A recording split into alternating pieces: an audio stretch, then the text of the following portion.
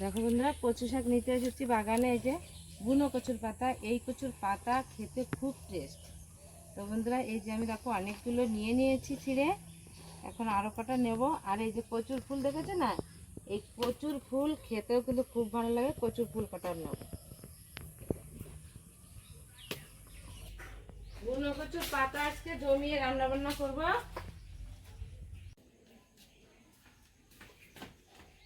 আজ অনেক কটা বুনো কচুর পাতা এনেছে, আর সঙ্গে আবার ফুল। বাবা, এই দেখো, এই যে এই ফুল কটা অনেকদিন ধরে ভাবছিলাম কচুর ফুল বাটা খাবো।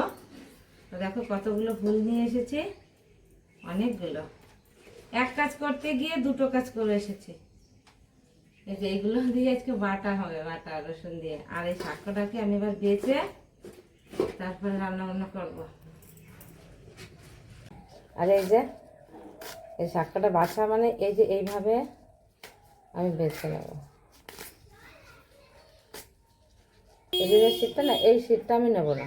এই শীতটা নিলে অনেক সময় গলা চুলকায়, এখন বর্ষা মর্ষার টাইম না। এইভাবে বেছে নিয়ে তারপরে রান্না করবো। আছে মাথা বললি তো আছে, ঠিক আছে তাই দে।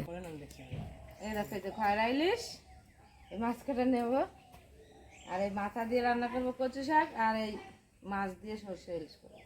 কই এ কত করে নিবি? 25।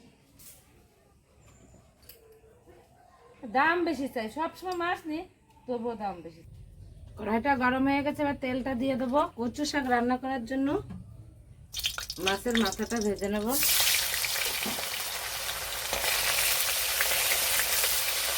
মাথাটা ভাজা হয়ে গেছে, এবার তুলে নেবো।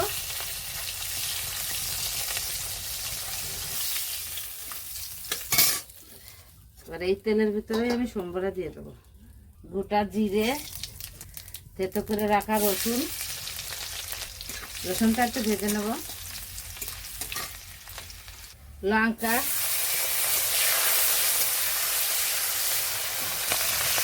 ভেজে রাখা মাথাটা দিয়ে দিলাম। এবার কচু শাকটা দিয়ে দেবো।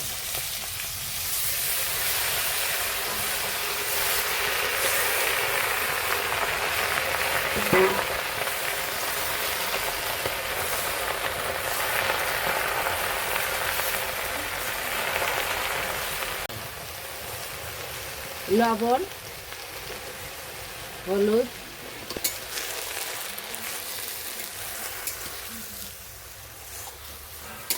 নাড়িয়ে চাড়িয়ে আমি এবার একটু ঢাকা দিয়ে দেবো।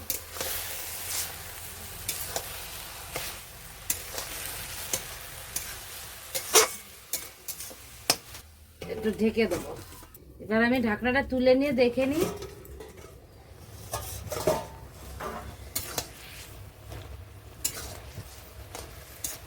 মাছের মাথাটা একটু ভেঙে দিচ্ছি, শালটা কচু শাকে লেগে যায়।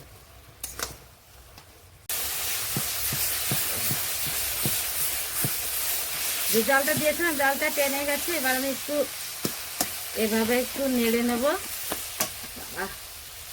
তাপ এই ঢুকে রাখায় যে তাপ লাগে হাতে পায়ে।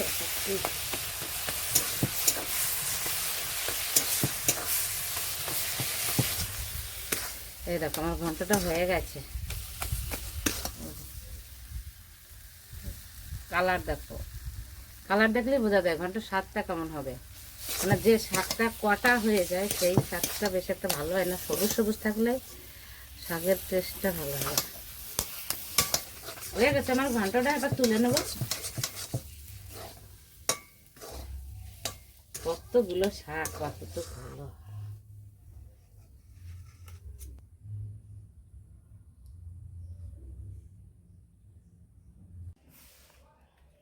এবার কচু শাকটা খেয়ে দেখবো কেমন হয়েছে।